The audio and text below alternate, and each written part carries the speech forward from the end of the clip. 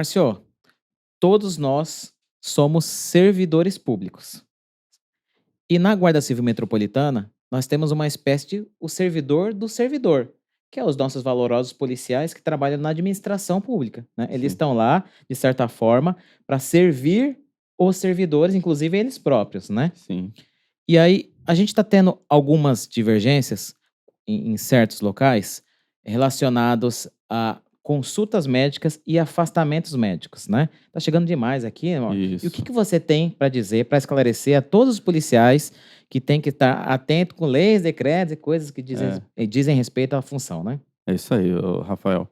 O que acontece é que recorrentemente tem chegado demandas de a unidade imputando responsabilidade ao servidor em casos de publicações da COGES no que se refere a afastamento médico, marcação de perícia e tal.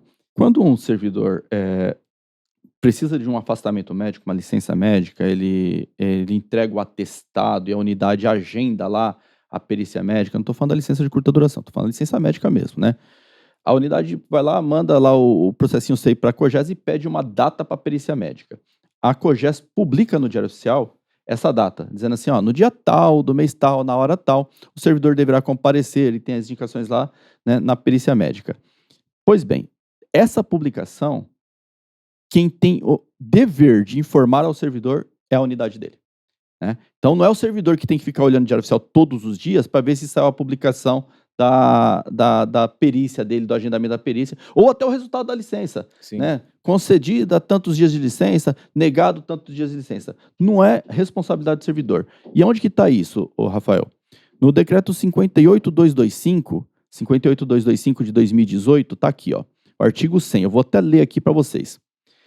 As decisões da COGES relacionadas a agendamento de perícias, necessidade de apresentação de documentação complementar e concessão ou não de licenças médicas serão divulgadas mediante publicação no Diário Oficial da cidade e deverão ser informadas aos respectivos interessados pela unidade de gestão de pessoas a que estiverem vinculados, no prazo de 2 dias úteis, contados da sua publicação, sob pena de responsabilidade funcional.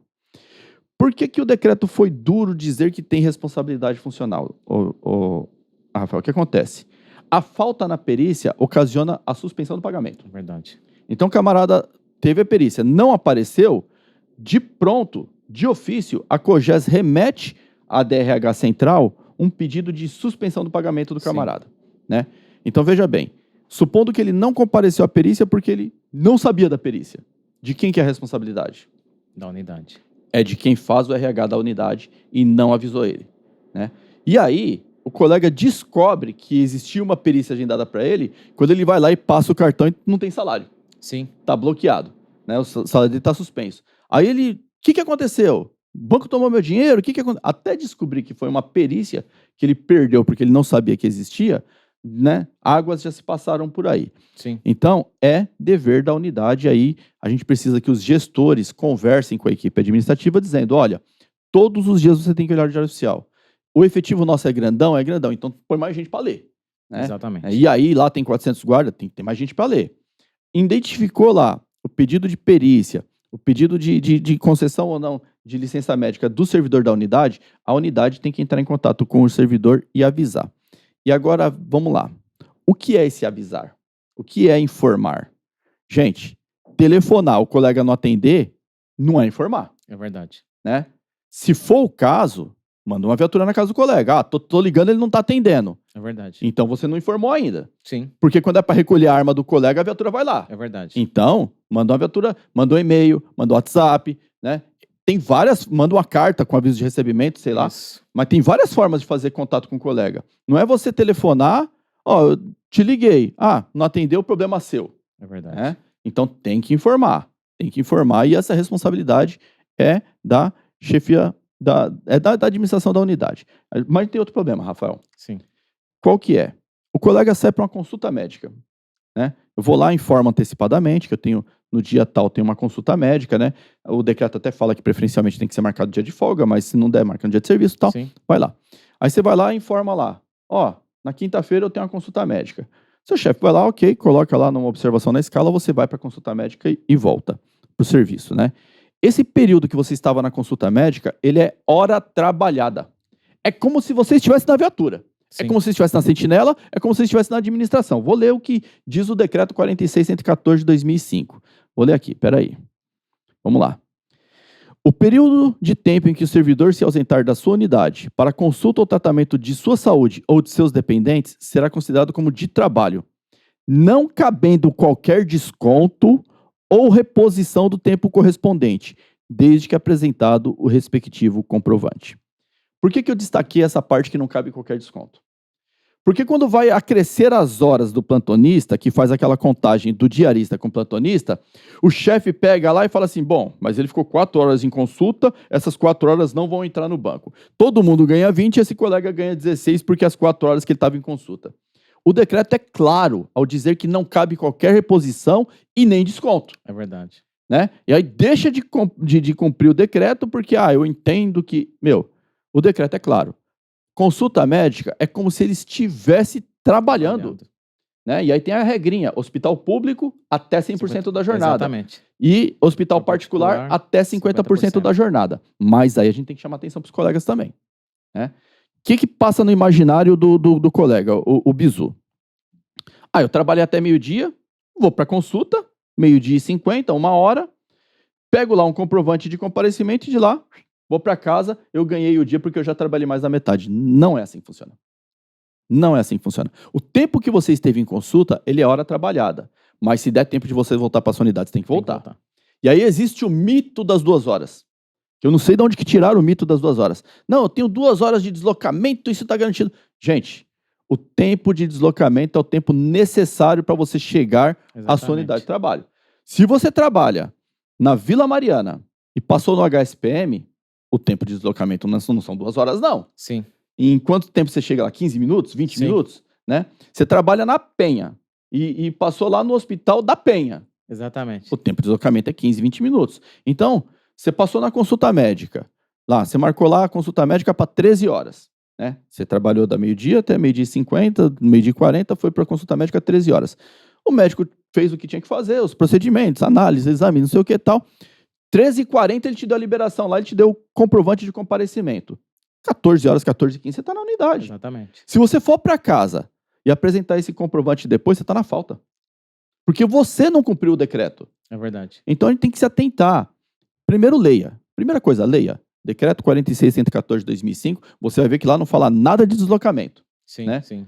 Segundo, decreto 58.225 de 2018, que fala de afastamento, licença de curta duração, licença médica, licença para cuidar de pessoa da família, ele é mais abrangente do que o 46.114, que fala só de consulta.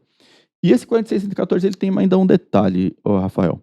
Olha, eu passei mal e eu não tive como avisar antecipadamente. Ok, ele tem essa previsão de que se você não puder avisar, porque é uma coisa inesperada, ele ainda assim, a consulta é aceita. É aceita. Né? Fui lá na UBS lá do bairro onde eu trabalho lá, me aplicaram uma benzetacil, voltei ao trabalho, ok, o comprovante tem que ser aceito porque não, era inesperado. Né? Você avisa antecipadamente aquela consulta que você tem agendada. Isso. E tal, né? Aí fica o pessoal, eu sei que tem unidade que pega no pé que fala assim, você só marca no dia de serviço, mas não sabe às vezes que ele foi na folga, né? É verdade. Então, terapia, né? O colega vai fazer um tratamento que precisa, toda segunda-feira ele precisa estar lá. Então, Sim. Uma segunda-feira é serviço, outra é folga. Outra é serviço, outra é folga. Exato. Pode até constranger, né? Que muitas vezes, né, Marcelo? Às vezes o servidor tem um quadro médico que ele não quer que seja exposto a muitas pessoas, né? E aí, com esse tipo de fala, né? Falando dos bons profissionais, acaba forçando ele expor uma coisa que ele não queria, né, Marcelo? Sim, sim.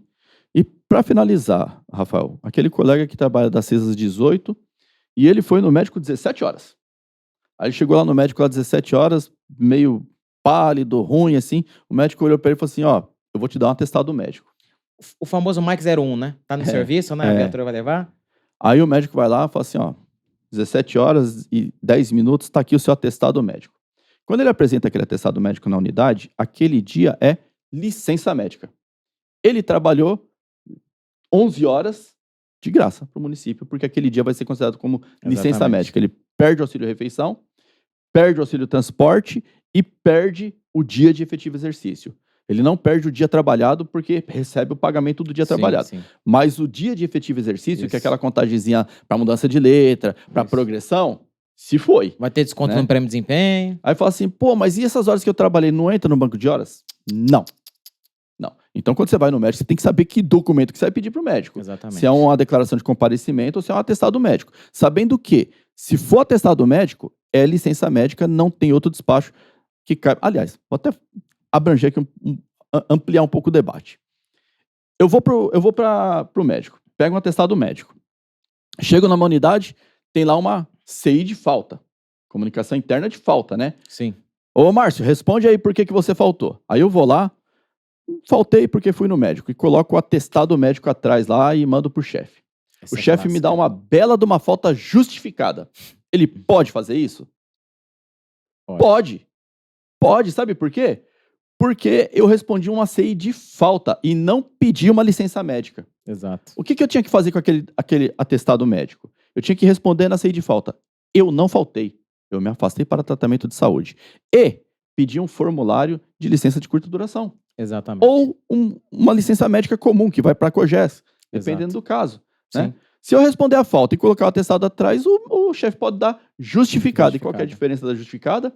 No final do mês vem lá o descontão do dia trabalhado, mais o dia de folga seguinte. Exatamente. Então desconta 2 dias do salário. Mais a gratificação, né? Isso, prêmio de desempenho, tudo isso influencia, né? Então assim, trouxe o atestado, primeira coisa, se você trabalhou horas naquele dia, aquelas horas deixa para trás, você não adianta que você não vai receber essas horas. Segunda coisa, peça a licença de curta duração, peça a licença médica. Sim. Porque se você não pedir, o chefe pode despachar como falta justificada. Exatamente. E mais ainda, se você já, sei lá, teve todos os despachos de falta justificada que pode lá, que se não me engano são 7 ou são 6 no ano lá, o chefe é obrigado a justificar. É verdade. Ele não tem nem como justificar mais, porque você já passou do limite, né, de faltas justificadas. Sim. Perde dinheiro, fica bravo e é simplesmente porque você fez o procedimento errado. Exatamente. Né? De qualquer maneira, se o servidor tem que conhecer essas regras, a unidade também tem que conhecer. Também. Né? O chefe de unidade não pode pegar e falar assim, eu descontei porque eu não sabia. Né? Eu não avisei porque eu tentei ligar e deu ocupado. Sim. Né? Não pode. Se não conseguir falar com o camarada, manda a viatura na casa dele. Vai lá e fala assim, tem perícia médica dia tal. Isso. Não vai faltar na perícia porque vai suspender seu pagamento e eu não consigo liberar, porque o chefe não consegue liberar mesmo, não. Não consegue. É só a gestão que libera, né? E aí causa um transtorno danado e aí o colega vem aqui no sindicato aqui, a gente fica ingressando com a ação judicial, primeiro para liberar o salário, segundo para provar que ele não foi avisado de uma coisa que é obrigação da chefia, né? Sim. Mas, de qualquer maneira, estão aí os 2 decretos, né, Rafael? É verdade. E deixar mais um recado, Márcio.